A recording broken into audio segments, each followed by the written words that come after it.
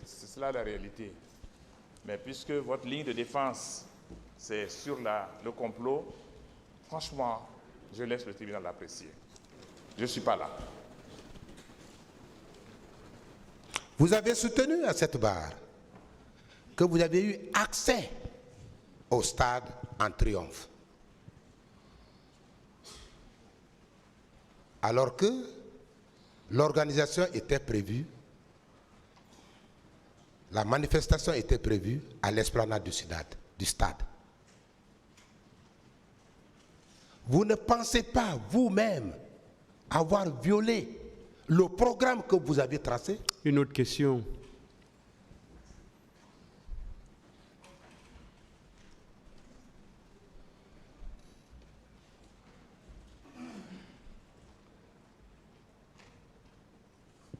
Monsieur, mon distingué confrère de la partie civile, parlant des deux commissions d'enquête nationale et internationale, vous avez dit, si je me trompe, veuillez me rectifier, vous avez dit que la commission internationale d'enquête aurait été instituée par les Nations Unies. Vous pensez que Monsieur le Président Moussa Dadis Camara,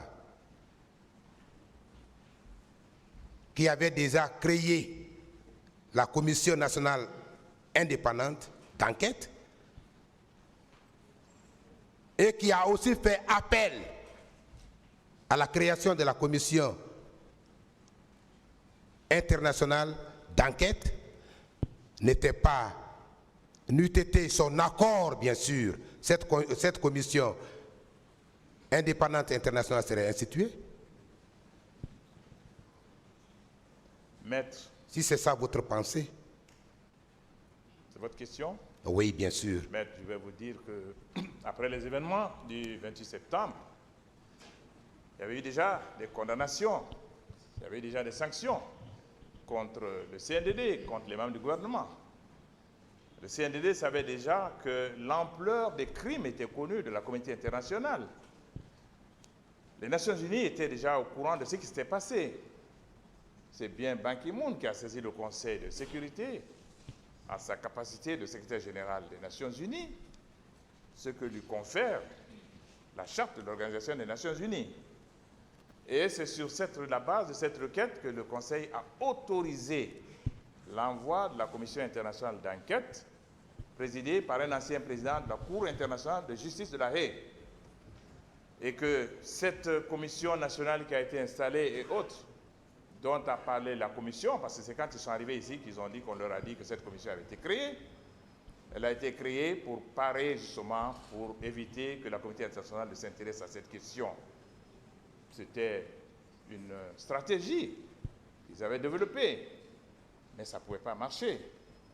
Parce que ce qui était en jeu était plus grave. On ne pouvait pas accepter que ceux qui sont supposés être les auteurs de ces crimes, qu'on permette à ceux-là de mettre en place une commission. Déjà, les Nations Unies n'avaient plus le devant, et le gouvernement guinéen pouvait dire non. Mais le gouvernement guinéen s'exposait alors à des actions très graves de la part du Conseil de sécurité et de la Cour pénale internationale. Le gouvernement guinéen ne pouvait pas, et dans leur propre intérêt, ils ont eu la sagesse de ne pas s'y opposer. Parce que si c'était opposé à l'envoi de la Commission internationale d'enquête pour des crimes présumés être comme des crimes contre l'humanité, la Cour pénale aurait été saisie automatiquement par le Conseil de sécurité et Commission internationale d'enquête ou non, la Cour pénale aurait ouvert le dossier guinéen immédiatement. Donc, je crois que les membres du CNDD ont été sages en acceptant que cette Commission internationale se rende à Conakry. Voilà ce qui s'est passé, maître. C'est ça la réalité. Très bien.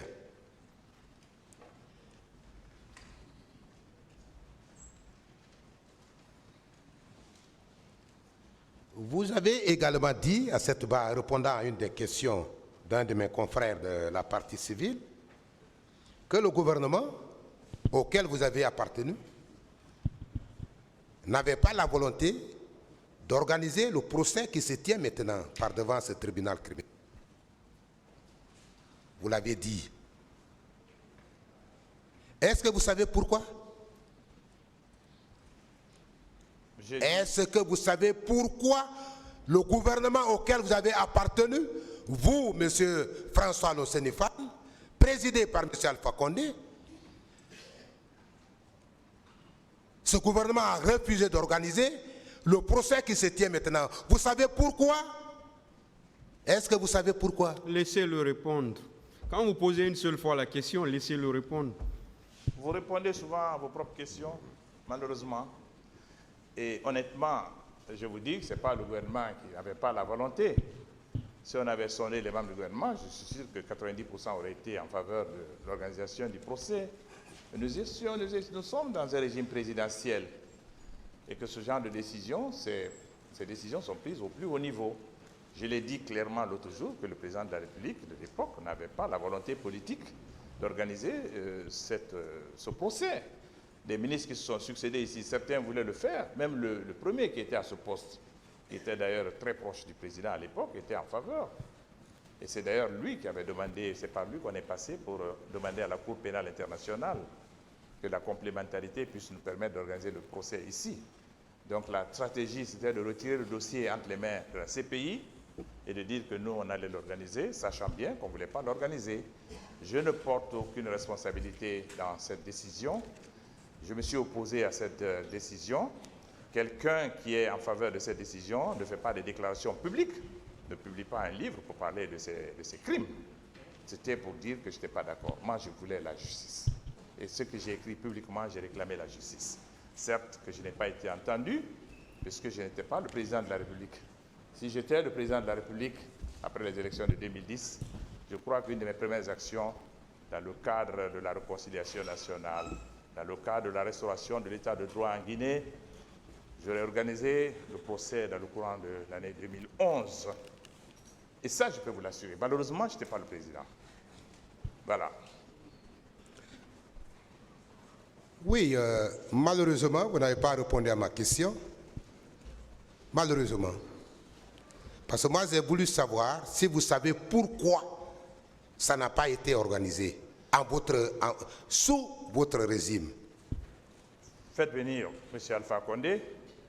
Comme on parle de lui au cours de ce procès, le tribunal est libre de le faire venir.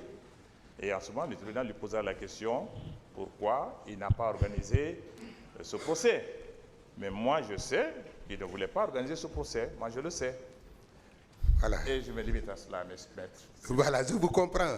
Il ne pouvait pas organiser ce procès. Il ne voulait pas organiser ce procès, comme vous l'avez dit. Vous dites qu'il ne voulait pas organiser ce procès. Nous sommes d'accord jusque-là.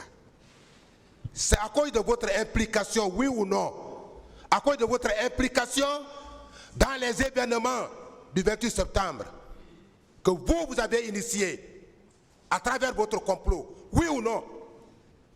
C'est pourquoi vous avez refusé d'organiser ce procès. C'est dommage, vous êtes toujours dans l'esprit de complotite. C'est un gène qui nous suit depuis très longtemps. Mais je vous dis que nous n'étions pas dans le logique de complot. Nous n'étions pas là.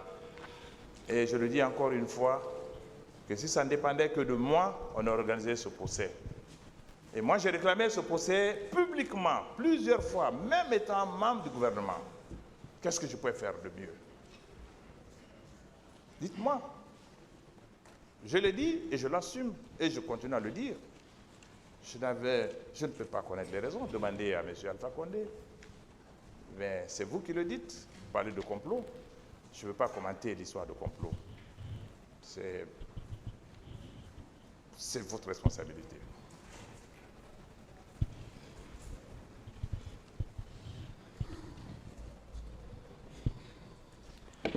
Voilà. Monsieur Fall, est-ce que vous avez suivi les débats lors de la comparution des différents accusés, nos différents clients?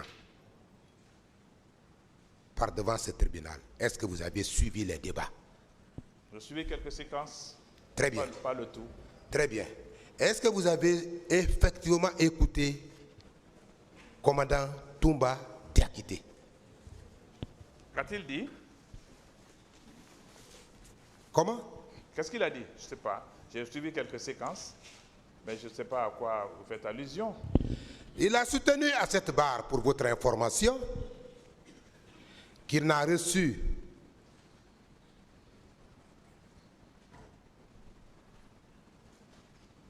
lorsque Monsieur le Président lui a posé la question de savoir qui vous a envoyé au stade. Il a répondu par personne. Je vous pose la question suivante, parce que vous voulez faire croire au tribunal de ce siège que Toumba aurait été envoyé par quelqu'un. Quand vous le voyez, vous voyez derrière lui le président Dadis. Quelle est la question? La question est de savoir comment est-ce qu'il peut penser que derrière Toumba se trouverait le président Dadis. Il a déjà répondu à ça. Celui-là qui dit... Allez-y avec une autre question. Il a parlé de ça. Et c'est vous-même qui avez posé cette question. Mais, Monsieur le Président, avec ce n'est pas moi. Oui. Ce n'est pas moi. Je voudrais peut-être rappeler à Maître que vous êtes en train d'aider Toumba. Si Toumba n'est pas allé au stade, s'il n'a pas été envoyé par le président du CNDD, et quand j'explique le modus operandi, alors on est tenté de croire que Toumba était venu pour sauver les leaders.